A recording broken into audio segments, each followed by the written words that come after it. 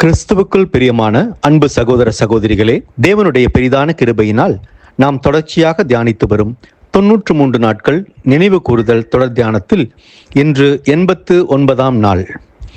இன்றைய நம் தியானத்தின் தலைப்பு ராபோஜனத்தின் 2 நாட்கள் முன்பு அமைதியாக ஆவிக்குரிய கணக்குகளை சரிபார்த்தார்.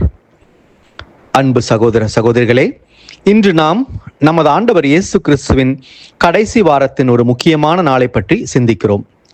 ராபோஜனத்திற்கு சரியாக 2 நாட்களுக்கு முன்பு நடந்த நிகழ்வுகளை பற்றி வேதாகமத்தில் நேரடி பதிவுகள் ஏதும் இல்லை. அந்த நாளை கர்த்தர் இயேசு எருசலேமின் ஆரவாரங்களுக்கு தூரமாக பெத்தானியாவில் மிகவும் அமைதியாக கழித்திருக்கலாம் என்று கருதப்படுகிறது. வரவிருக்கும் சிலுவை மரணத்தின் பாரத்தையும் பிதாவின் சித்தத்தையும் தியானிக்க அவர் இந்த தனிமையை பயன்படுத்தி இருக்கக்கூடும். இது நமக்கு கற்பிக்கும் பாடம் என்னவென்றால், பெரிய போராட்டங்களுக்கு முன்பாக பிதாவாகிய தேவனோடு செலவிடும் அமைதியான நேரமே நமக்கு தேவையான பலத்தை தரும் என்பதாகும். இந்த நாளை நாம் ஒரு ஆவிக்குரிய கணக்குகளை பார்க்கும் நாளாக கருதலாம். வியாபாரிகள் தங்கள் லாப நஷ்டங்களை கணக்கிடுவது போல நாமும் நம்முடைய ஆவிக்குரிய வாழ்க்கையை நமது ஓய்வுள்ள அமைதியான காலங்களில் ஆய்வு செய்ய வேண்டும். கர்த்தர் நமக்காக செய்த நன்மைகள் எண்ணில் அடங்காதவை. மார்க்கு 10வது அதிகாரம் 45வது வசனத்தில் கூறப்பட்டுள்ள மனுஷகுமாரனும் ஊழியம் கொள்ளும்படி வராமல் ஊழியம் செய்யவும் அநேகரை மீட்கும் பொருளாக தம்முடைய ஜீவனை கொடுக்கவும் வந்தார் என்ற சத்தியத்தை நாம் நினைவு கூற வேண்டும்.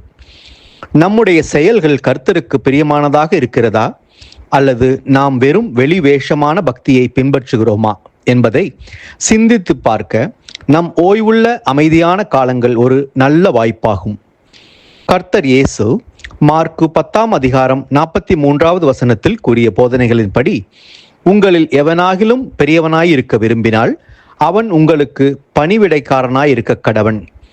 இந்த 2வது நாளில் அவர் தனது சீஷர்களுக்கு தாழ்மையின் அவசியத்தை மௌனமாக உணர்த்தி இருக்கலாம். உண்மையான மேன்மை என்பது மற்றவர்கள் மீது அதிகாரம் செலுத்துவதில் இல்லை, மாறாக மற்றவர்களுக்கு அன்புடனும் தாழ்மையுடனும் ஊழியம் செய்வதிலேயே இருக்கிறது.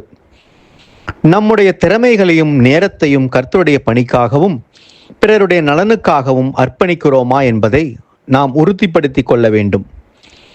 பெத்தானியாவின் அந்த அமைதியான நாளில் கர்த்தர் இயேசு எப்படி தன்னை தயார்படுத்தினாரோ அப்படியே நாமும் நம்முடைய ஆவிக்குரிய பயணத்தில் அவ்வப்போது தனிமையை தேட வேண்டும். நம்முடைய குறைபாடுகளை உணர்ந்து கர்த்தருடைய கிருபையினால் நம்மை தூய்மைப்படுத்திக் கொள்வோம். கர்த்தருக்கு முன்பாக தாழ்மைப்படுங்கள், அப்பொழுது அவர் உங்களை உயர்த்துவார் என்று யாக்கோபு 4ஆம் அதிகாரம் 10வது வசனத்தில் கூறப்பட்டுள்ள வாக்குறுதியின்படி நாம் நம்மை தாழ்த்தி கர்த்தருடைய சமூகத்தில் காத்திருப்போம். கர்த்தர் நம்மை தமது ராஜ்யத்திற்கு பாத்திரவான்களாக உயர்த்துவாராக. நாம் கேட்ட இந்த சத்தியத்தை நம்முடைய இருதய பலகையில் எழுதி கொள்வோமாக. தேவ கிருபையும் இரக்கமும் தொடர்ந்து ஒவ்வொரு நாளும் நம்மை வழி நடத்துவதாக.